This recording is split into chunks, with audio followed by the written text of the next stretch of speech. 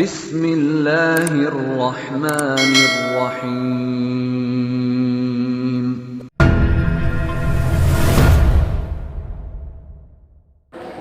Allahu Akbar, Allahu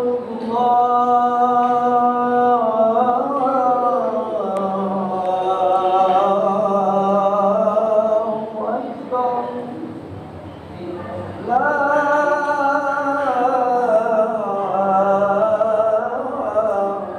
ilaha illallah. Alhamdulillah. Alhamdulillahilladzi amarna bil islahi wa hassana 'ala salahi wa bayyana lana subulana al falah. Wa ashhadu an la ilaha illallah wahdahu la syarika lah. Wa ashhadu anna sayyidina Muhammadan abduhu wa rasuluh. Allahumma salli wa sallim wa barik ala sayyidina Muhammad wa ala alihi wa sahbihi wa man tabi'ahum ihsanin ila yaumiddin.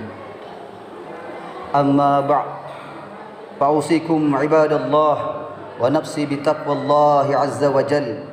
Qala ta'ala, fattaqullaha wa aslihu dhata bainikum wa ati'ullaha wa rasul in kuntum mu'minin. Hadirin jamaah salat Jumat rahimakumullah, mengawali khutbah pada siang hari ini, siang yang penuh keberkahan ini, khatib berwasiat kepada kita semua untuk meningkatkan ketakwaan kepada Allah Subhanahu wa taala dengan senantiasa berupaya melakukan semua kewajiban dan meninggalkan semua yang dilarangnya. Hadirin jamaah salat Jumat rahimakumullah, Allah Subhanahu wa taala memerintahkan manusia untuk memperkuat tali persaudaraan sebagaimana yang digambarkan dalam firman-Nya, duribat alaihim alladzi dhillatu aynama thuqifu illa bihablim minallah wa hablim minan nas. Mereka diliputi kehinaan di mana saja mereka berada, kecuali jika mereka berpegang kepada tali hubungan kepada Allah dan tali hubungan kepada manusia. Dalam konteks persaudaraan, ayat tersebut mengindikasikan bahawa manusia tidak akan diliputi kehinaan dalam hidupnya sepanjang menjalin hubungan baik dengan saudaranya satu dan yang lain dengan yang lainnya. Dalam arti sempit, saudara yang dimaksud adalah anggota keluarga, baik laki-laki atau perempuan, yang lebih muda atau yang lebih tua, yang seibu dan atau seayah, yang berupa orang tua kandung, tiri atau angkat. Dengan seseorang, saudara yang lebih tua disebut kakak, sedangkan yang lebih muda disebut adik. Dalam pengertian yang lebih luas, saudara bermakna sebagai sanak famili, karib, kerabat, yaitu orang dekat atau bertalian secara kekeluargaan dengan seseorang. Dalam lingkungan sosial, saudara bisa bermakna sebagai seseorang yang satu pandangan dan satu tujuan, yang merujuk pada sahabat dekat atau sahabat senasib seperjuangan. Dari berbagai makna persaudaraan tersebut, secara psikologis, hubungan saudara sekandung merupakan hubungan yang bertahan paling lama dan paling berpengaruh dalam kehidupan seseorang. Sebab hubungan saudara sekandung memberikan kesempatan kontak fisik dan emosional yang terus-menerus. Bahkan pada masa-masa kritis, termasuk ketika dalam musibah pandemi ini, saudara seperti yang kita alami saat ini, saudara sangat berperan, sangat berpengaruh dalam kehidupan kita. Di dalam ikatan Islam, persaudaraan dikenal dengan persaudaraan antar keturunan, yaitu ukhuwah nasabiah, saudara sesama manusia; ukhuwah basyariah, saudara setanah air; ukhuwah wataniyah, dan persaudaraan seagama, ukhuwah Islamiyah. Hal ini sebagaimana firman-Nya, innamal mu'minuna ikhwatun fa aslihu baina akhwaykum wattaqullaha la'allakum turhamun. Orang-orang yang beriman itu sesungguhnya bersaudara, sebab itu damaikanlah, perbaikilah hubungan antara kedua saudaramu, dan takutlah terhadap Allah supaya kamu mendapat rahmat. Surah Al-Hujurat ayat 10. Hadirin jemaah rahimakumullah, dalam berbagai hadis Rasulullah sallallahu alaihi wasallam menjelaskan perumpamaan-perumpamaan yang menggambarkan keutamaan orang mukmin dan dalam persaudaraannya. Di antaranya yang pertama, persaudaraan orang mukmin dengan mukmin yang lainnya itu seperti bangunan. Dalam sebuah hadis yang bermaksud orang mukmin dengan mukmin yang lain seperti sebuah bangunan. Sebagaimana sebagian maksudnya menguatkan sebagian yang lain. Hadis riwayat Muslim. Kerjasama di sini adalah kunci merajut kebersamaan. Tidak egois, tidak merasa diri paling penting dan berjasa. Gotong royong dan tenggang rasa merupakan sikap mukmin yang harus dibangun, diperkuat dalam persaudaraan. Yang kedua jemaah, persaudaraan itu, persaudaraan orang mukmin dengan mukmin yang lainnya seperti cermin. Dalam sebuah hadis yang bermaksud, seorang mukmin adalah cermin bagi saudaranya. Jika dia melihat suatu aib pada cermin itu, maka ia memperbaikinya. Hadis riwayat Bukhari dalam Adab Al-Mufrad. Cermin adalah tempat untuk kita mengetahui apa yang sudah baik dan apa yang masih belum sempurna. Kebaikan yang ada semoga menjadi teladan bagi saudara kita. Sedangkan kekurangan atau keburukan menjadi gambaran bagi diri sendiri untuk memperbaiki diri dan pelajaran bagi saudara lain untuk tidak menirunya.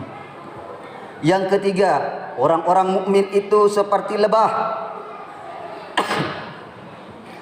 Dalam sebuah hadis yang bermaksud perumpamaan orang-orang mukmin itu seperti lebah. Apabila makan, ia akan memakan sesuatu yang baik. Apabila mengeluarkan sesuatu, itu pun yang mengeluarkan sesuatu yang baik. Dan apabila ia hinggap pada sebuah dahan untuk menghisap madu, ia tidak mematahkannya. Hadis riwayat Al-Baihaqi. Orang mukmin mampu menempatkan diri pada posisinya. Orang jahat akan meletakkan sesuatu tidak pada tempatnya. Orang mukmin hanya melakukan yang baik-baik, makan yang baik, berkata yang baik. Apapun keadaannya, ia akan berusaha melakukan yang baik-baik, terlebih kepada saudaranya. Orang mukmin itu seperti tanaman. Yang keempat, perumpamaan seorang mukmin seperti tanaman, biji-bijian padi, jelai dan semisalnya. Angin selalu menggoyangkannya, dan saudaranya mukmin senantiasa mengalami cobaan.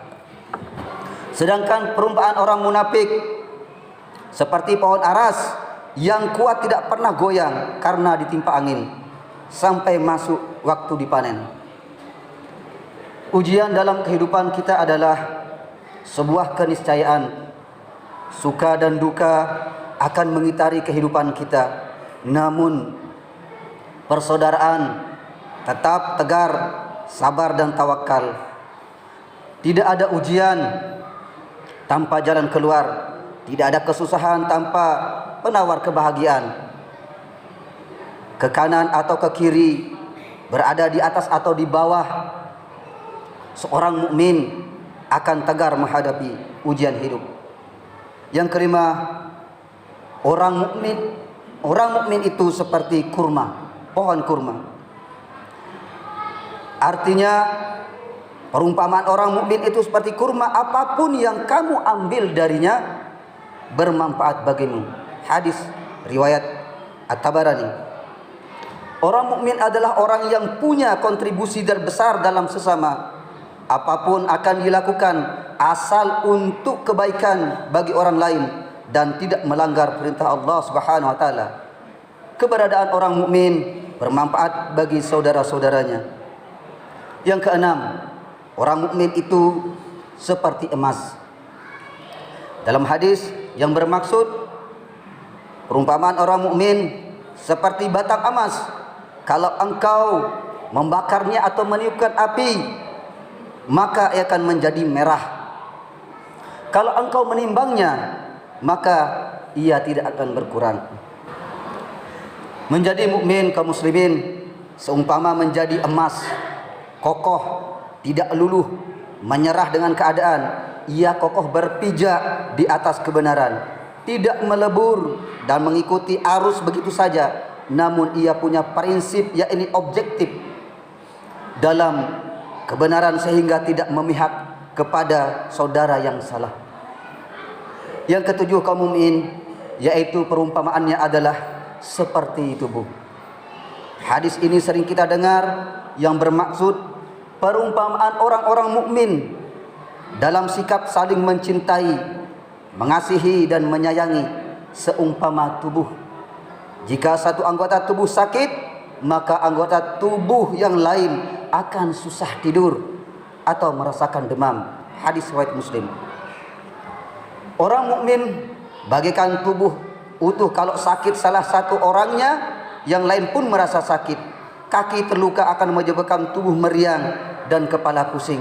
Bila saudara menderita kesulitan, maka yang lainnya juga merasakan. Itulah makna persaudaraan yang sesungguhnya. Islam mendorong umatnya untuk menerjemahkan ikatan tali persaudaraan dalam kehidupan sehari-hari bagaikan sebuah kesatuan yang utuh dan tak terpisahkan. Suka duka dilalui bersama, ringan sama dijinjing, berat sama dipikul.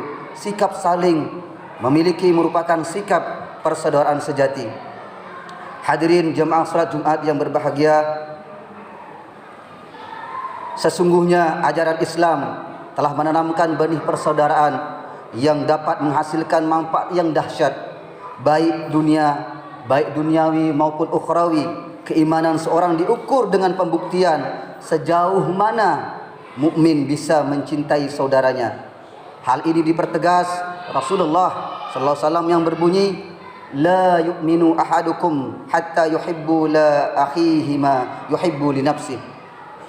Salah seorang di antara kalian tidak beriman dengan sempurna sampai ia mencintai saudaranya sebagaimana ia mencintai dirinya sendiri.